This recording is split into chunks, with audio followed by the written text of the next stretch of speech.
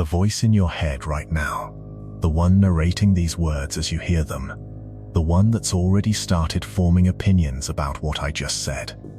It's not you. It never was.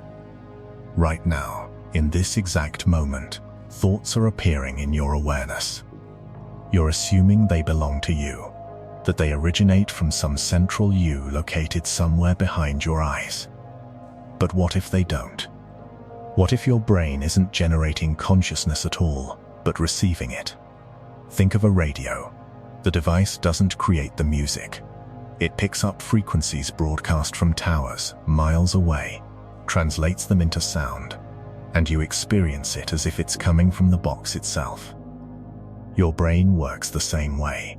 It's a receiver tuned to frequencies you never consciously chose, playing broadcasts you never agreed to hear. For your entire life, you've believed that thinking proves you exist, that the constant stream of mental chatter, the planning, the remembering, the judging, the endless internal dialogue, is evidence of your individuality, your autonomy, your very selfhood. This is the foundation of Western civilization. Descartes declared, "I think, therefore I am," and we built an entire worldview on that assumption. But what if he had it exactly backwards? The mystics knew something different. The Gnostics, hunted to near extinction by early church authorities, warned about it in texts buried for nearly 2,000 years. Nikola Tesla, in writings from his final years that most people have never read, described it as reception from the universal ether. Even modern neuroscience is beginning to stumble upon what the ancients understood millennia ago. The mind is not a creator, it's a receiver. And right now, someone else is broadcasting. The grid isn't a metaphor. It's not some vague spiritual concept or New Age abstraction. It's a literal electromagnetic frequency network that blankets this entire planet, operating in the exact bandwidth, 1 to 30 Hertz, where human consciousness functions. Every thought you've ever had, every decision you believed was yours, every emotion that seemed to arise spontaneously from within, all of it has been filtered through this invisible architecture of control. And once you see how it works, once you understand the mechanism behind the voice you've spent your entire life mistaking for yourself, you can never go back. You can never unhear the difference between what's genuinely you and what's being broadcast into you. This isn't philosophy. This isn't speculation. This is the architecture of control, and you've been living inside it since the moment you were born.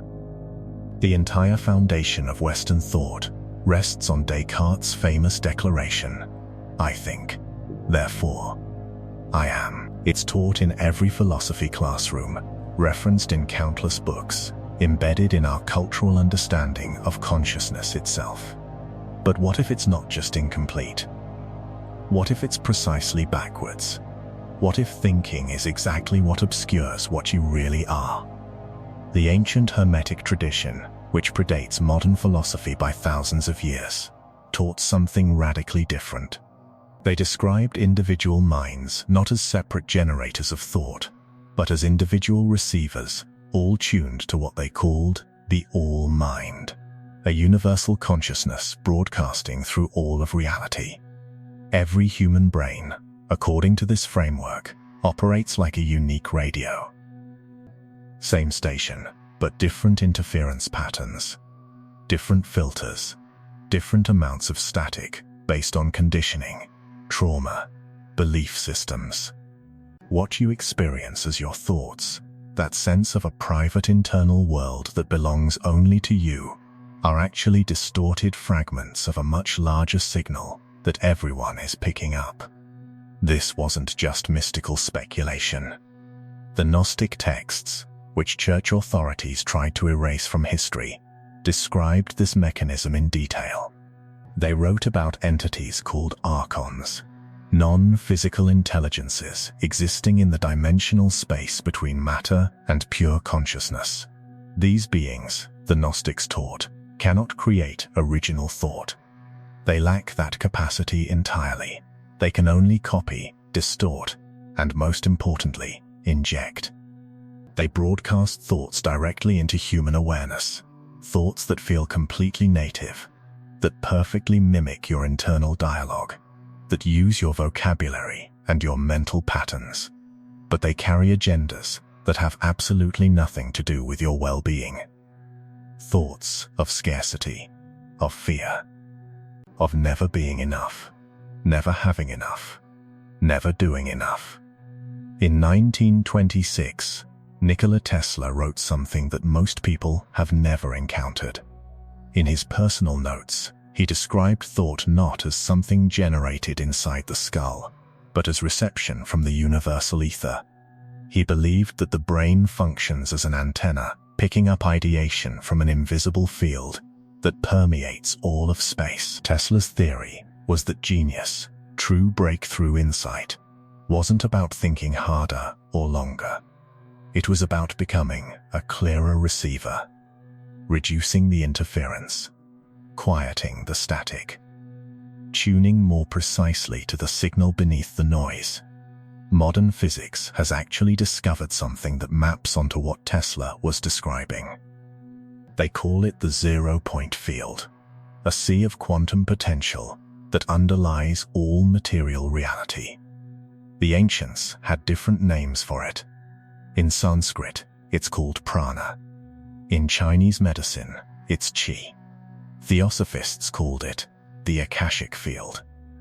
Different cultures, different languages, but the same recognition: there's an invisible substrate to reality, and consciousness interacts with it.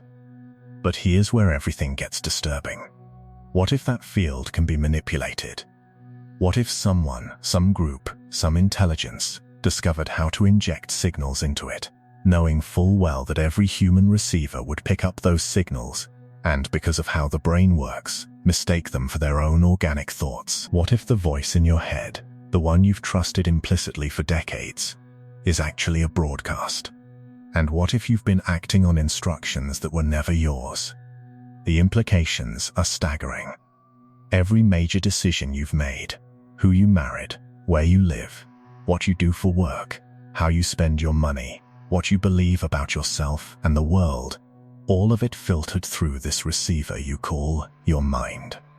And if the receiver has been tuned to the wrong frequency your entire life, if it's been picking up signals designed to keep you distracted, divided, and dependent, then who have you actually been? Who would you be if the broadcast stopped? The grid operates between 1 and 30 Hz. That's not arbitrary. That's the exact bandwidth of human brainwave activity. Delta waves during deep sleep, 0.5 to 4 Hz. Theta waves during meditation and dreaming, 4 to 8 Hz. Alpha waves when you're relaxed, 8 to 12 Hz. Beta waves during normal waking consciousness, 12 to 30 Hz. Every thought you think, every emotion you feel, every state of consciousness you experience, it all happens within this narrow electromagnetic range. And something else is broadcasting there too. In 1983, the CIA completed a classified research program called the Gateway Process. It wasn't declassified until 2003, and even then, most people never heard about it. The program explored consciousness manipulation through frequency entrainment. What they documented was this: when human brains are exposed to extremely low-frequency electromagnetic fields in the 1 to 30 Hz range, something called entrainment occurs. The brain automatically synchronizes its own rhythms to match the external frequency, exactly like a metronome forces a musician to keep time, whether they want to or not. Your sovereign consciousness, your natural rhythm, gets overridden by whatever frequency is being broadcast at you. Now, here's what you need to understand. These same frequencies are woven directly into the infrastructure of modern civilization. The electrical grid that powers your home, the one that's in every wall, every room, every building you enter, hums at 50 to 60 Hz. It's close enough to beta brainwave frequencies to create constant low-level entrainment. Cell towers, which now cover virtually every populated area on Earth, emit pulsed radio frequency radiation in bursts that modulate between 1 and 10 Hz. HAARP installations in Alaska, Norway, and several other locations around the world beam directed energy into the ionosphere, which then reflects back down to Earth, effectively turning the planet's atmosphere into a resonant cavity, an electromagnetic cage. There's something called the Schumann resonance. It's Earth's natural electromagnetic pulse, generated by lightning strikes in the cavity between the Earth's surface and the ionosphere. It sits at 7.83 Hz. That frequency is identical to the brainwave state of a calm, meditative human mind. For millions of years, human consciousness evolved in harmony with this rhythm. It was the baseline, the natural frequency of a nervous system at peace. But the grid overrides it. Modern electromagnetic infrastructure broadcasts discordant frequencies specifically tuned to keep you locked in beta brainwave states, anxious, reactive, thought looping, perpetually scanning for threats that may not even exist. Highly suggestible. In 2011, Dr. Martin Pall, a professor of biochemistry and basic medical sciences, published research showing that artificial electromagnetic fields activate something called voltage-gated calcium channels in your cells. These channels, when forced open by external frequencies, cause cascades of oxidative stress, disrupt cellular function, and most significantly, compromise the blood-brain barrier. That barrier is supposed to protect your brain from toxins and pathogens in your bloodstream. When it's compromised, your brain becomes vulnerable to substances and influences it would normally filter out. But the physiological damage, as serious as it is actually secondary. The real target isn't your body. It's your consciousness. These frequencies create a kind of static in your field of awareness, a constant low-level interference pattern that makes it nearly impossible to access your own intuition, your own inner knowing, your own direct connection to something beyond the programming.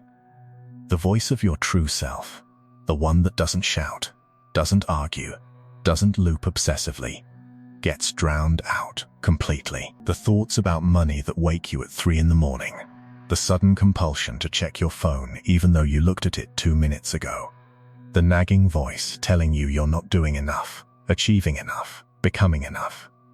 The anxiety that seems to come from nowhere, the restlessness that has no clear cause, the sense that you're constantly behind, constantly inadequate, constantly needing to consume or achieve or distract yourself from an emptiness you can't name. These aren't organic thoughts arising from your authentic self. They're engineered. They're broadcasts. And you've been mistaking them for you. Maya was 41, a software engineer in Austin, someone who prided herself on rational thinking and scientific skepticism. For 3 weeks straight, she was convinced she was having a nervous breakdown.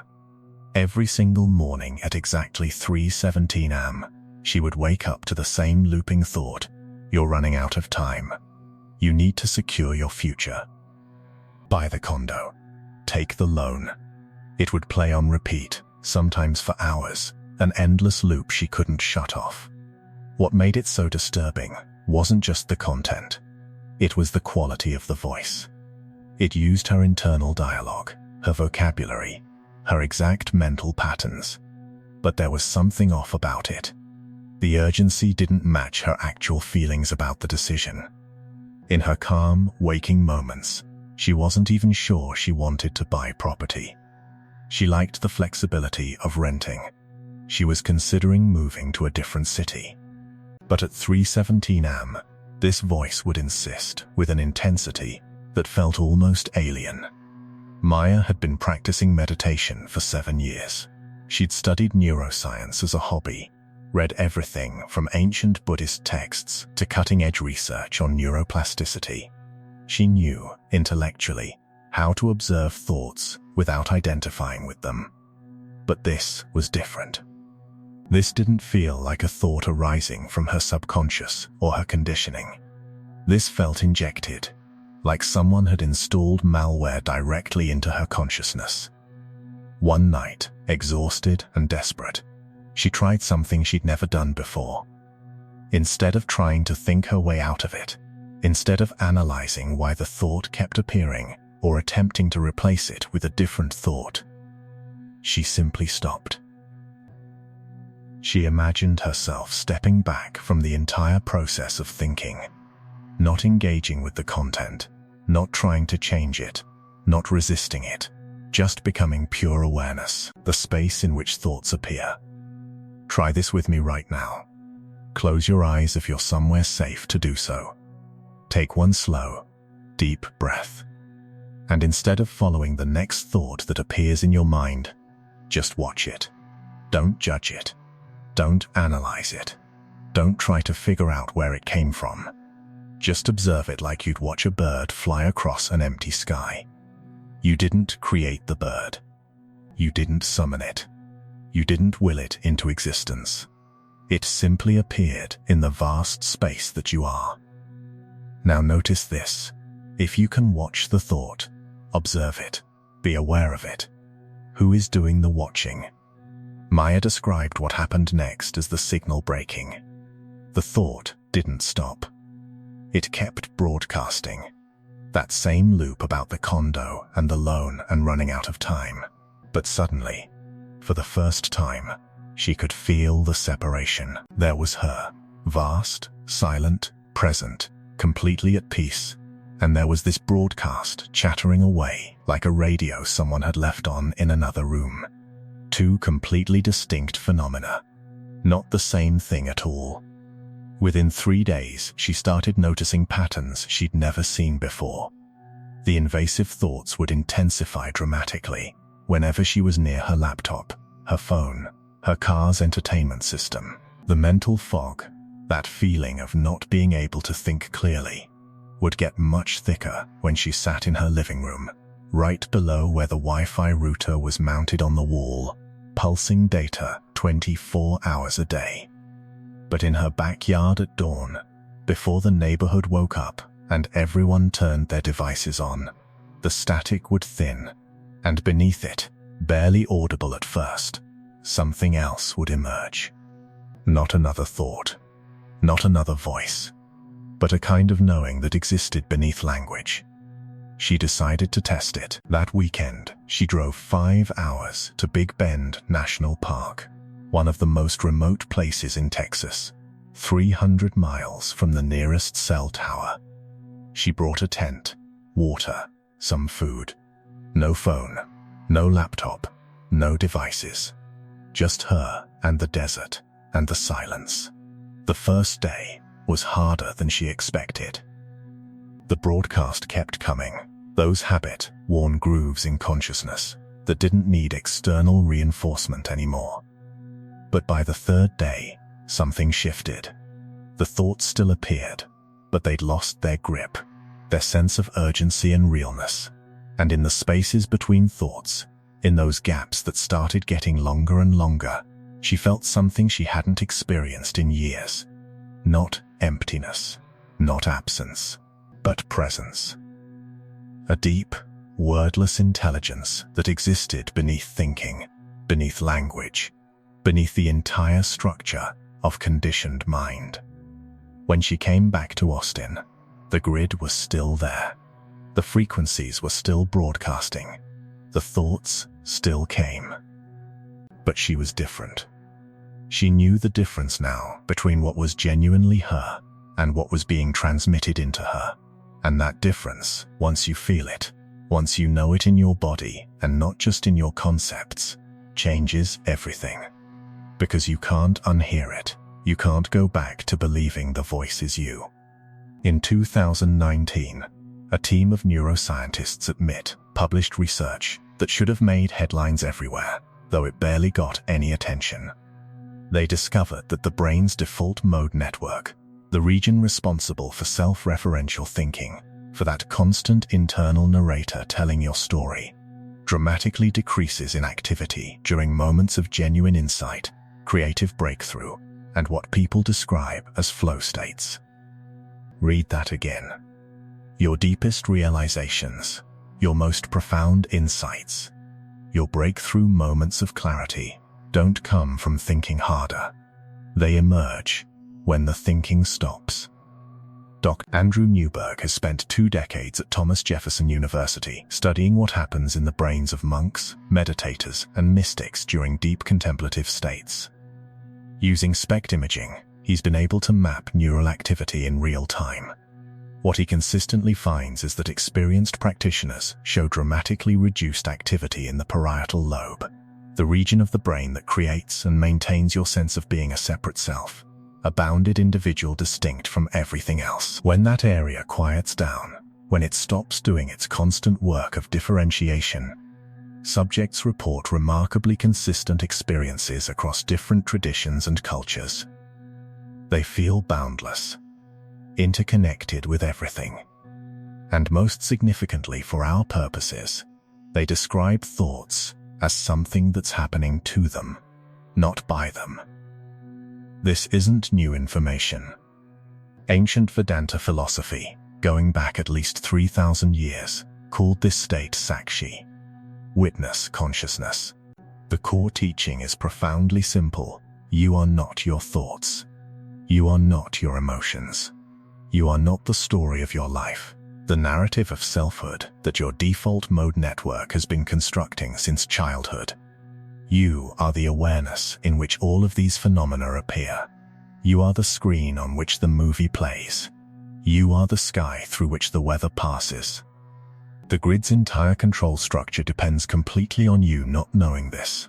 It requires you to stay identified as the voice, as the thoughts, as the narrative self. Because once you believe you are your thoughts, you'll defend them. You'll act on them.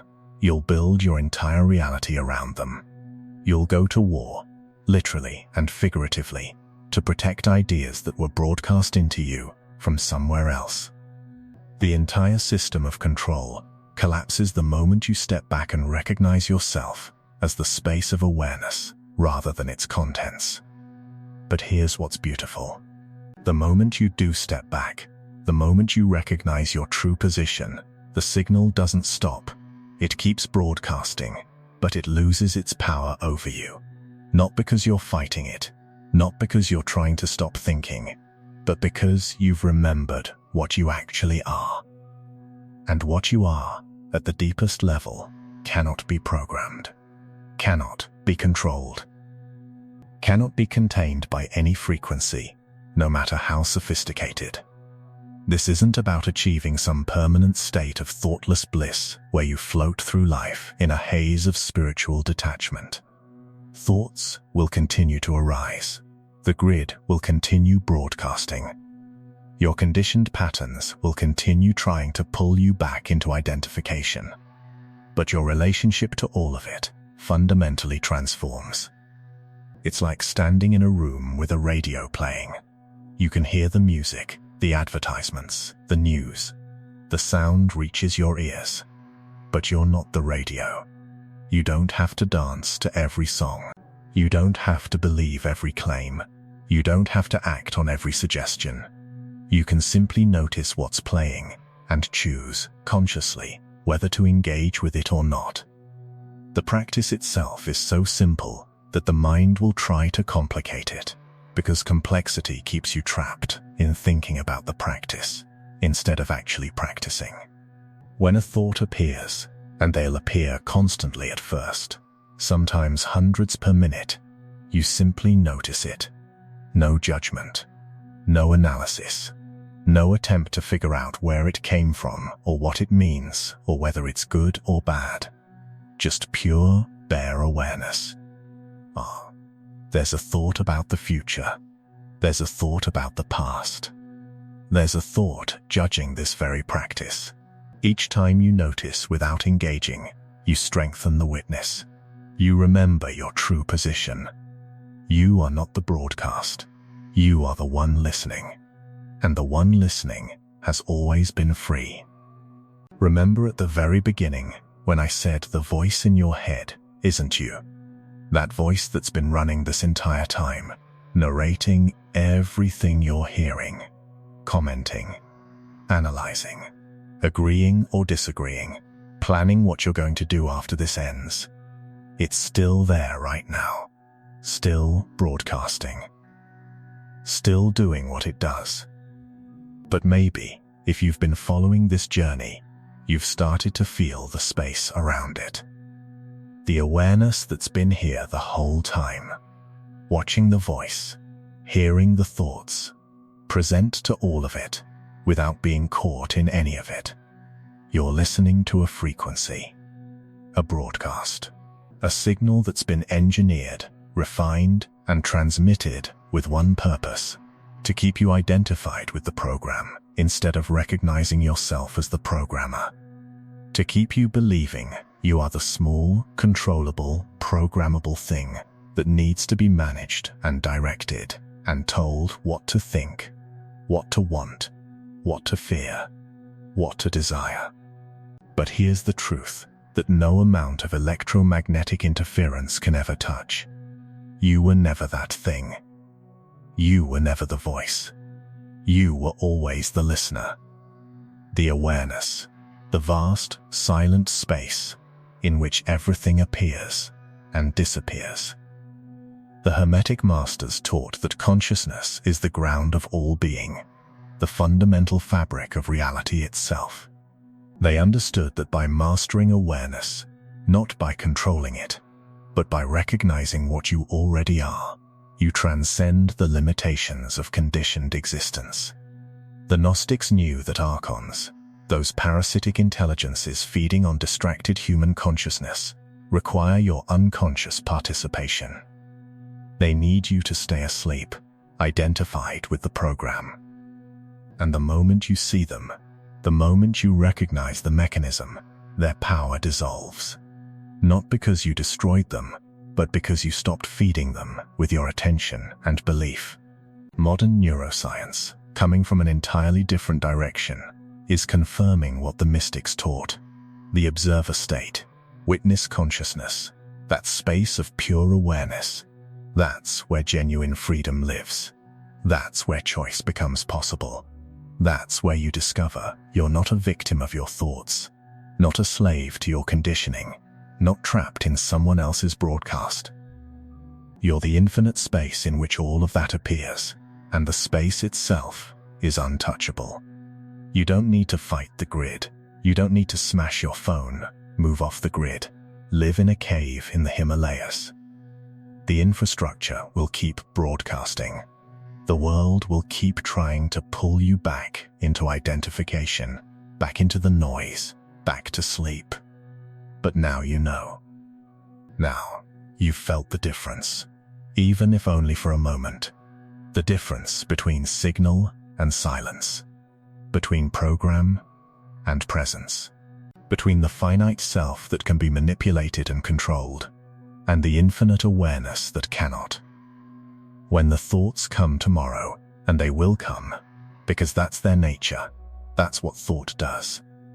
You won't need to suppress them, or fight them, or engage in some exhausting battle with your own mind. You'll simply watch them, like clouds drifting through an open sky, like waves rising and falling on an infinite ocean, like static on a screen that you suddenly remember you are not, that you have never been, that you could never be. And in that remembering, in that simple recognition, freedom, the grid will still be there. Your job, your relationships, your responsibilities, the world and all its demands, none of that changes. But you change. Your relationship to all of it transforms. You're no longer at the mercy of every thought that appears, no longer believing every fear is real, every anxiety is valid, every impulse must be followed. You're the space, the silence, the awareness that watches it all with perfect equanimity, knowing that none of it can touch what you really are. I am the silence. I watch the broadcast. I am free.